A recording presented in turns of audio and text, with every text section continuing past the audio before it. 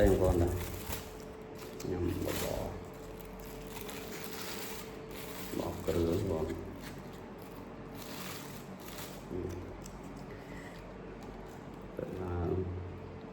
bỏ cửa cho này nè không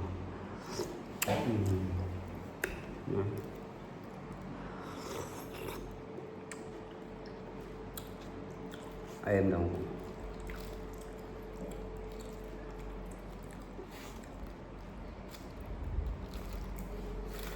chẳng cái tó dân đừng chặn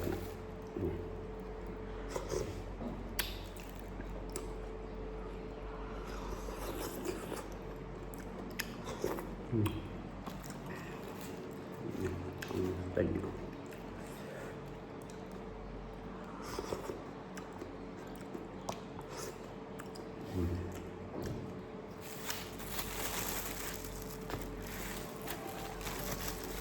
bỏ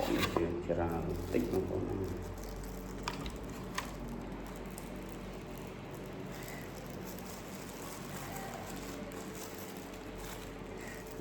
chẳng bột mòn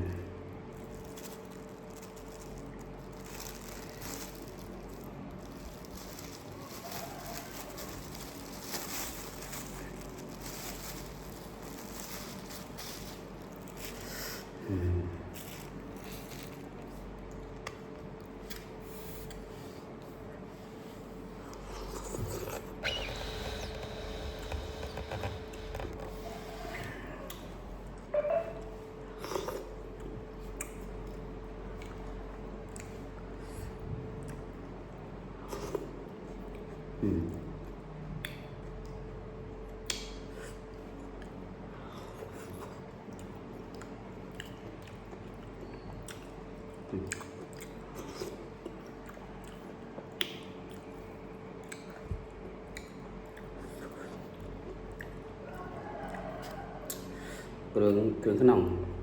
việc đặt tê cường cái nòng em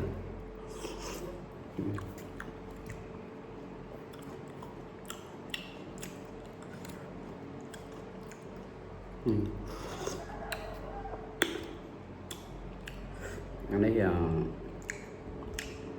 cảm ơn Thạch Hà về đặc biệt cái thơ chị mơ Thạch Thao hết cái thơ chị mình hao chay bờ một thao giống vì nào lần đá dương một thao vì đi lắm hao chay bờ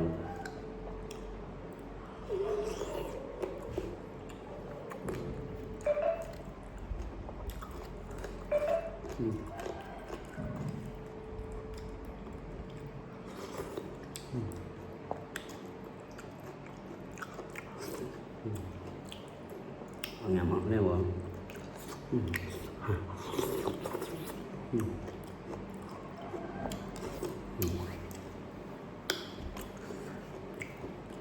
phải tự cho chúng ăn bỏ cưa lên cho nó thường lồ này hộp này sớm khi mà già thôi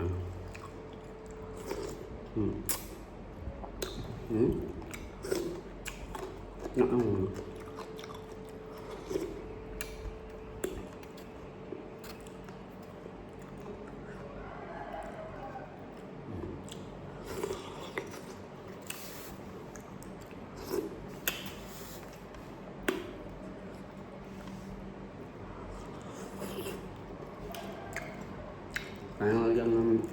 bỏ phương nhưng đau đau bằng ngày bò cái nào bây giờ nhằm tổ về chia gọi này nhiều không hết đấy ấy mà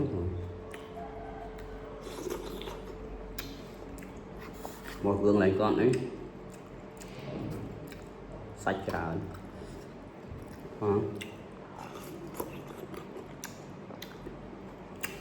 trong ham mà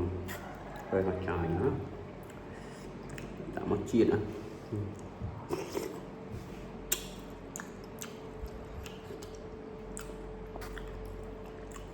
leo những chọn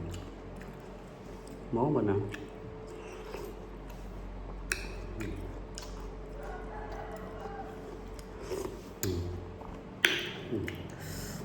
tập bây giờ làm áo giống cái đầu họ tụ chiết nó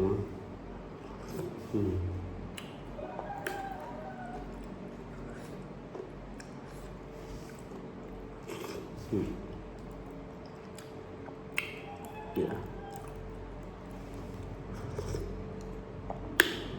Độc đáo á.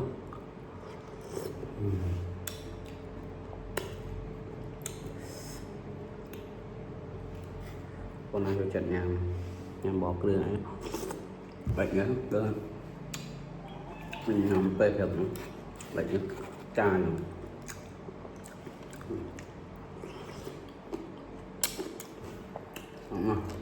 Nào tầm đây nha đúng không ổn.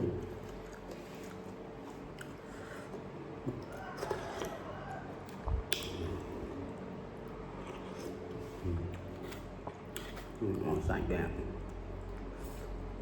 rất là rất nóng rồi không hết rất chạy cơm nóng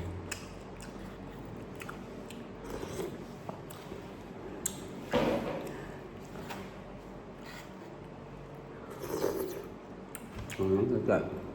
nó đậm lắm thèm.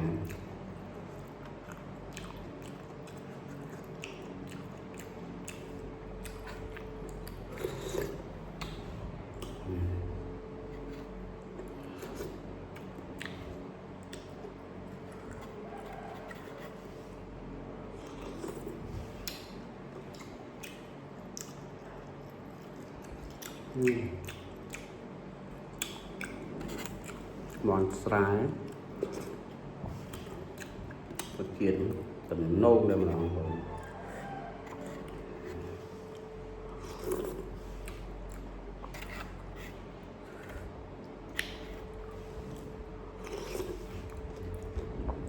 Đấy ông bỏ cực này nhá cái món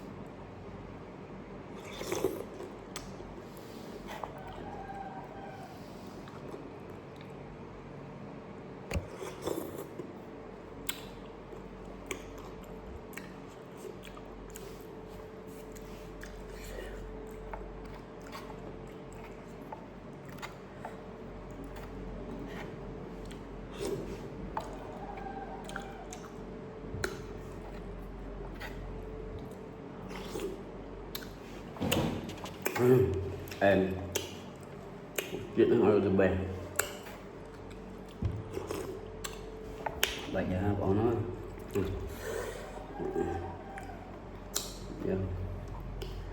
đào vậy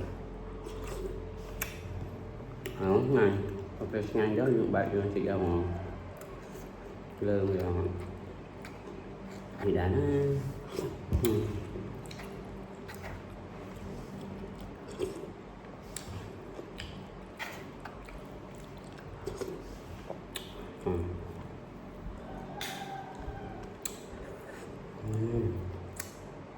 em